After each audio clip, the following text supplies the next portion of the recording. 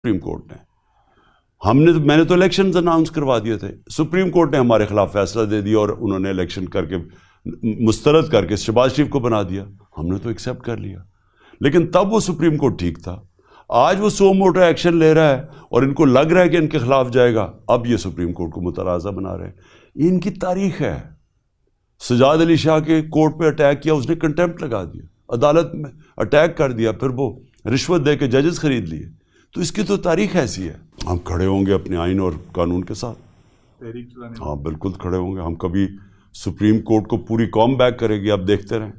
ساری قوم کھڑی ہوگی سپریم کورٹ کے ساتھ۔ میرے خیال میں اس میں نواز شریف کا بہت بڑا ہاتھ ہے، اس نے پہلے بھی تقسیم کیا تھا 97 میں سپریم کورٹ کو،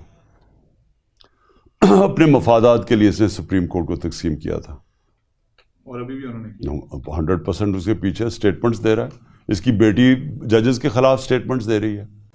وہ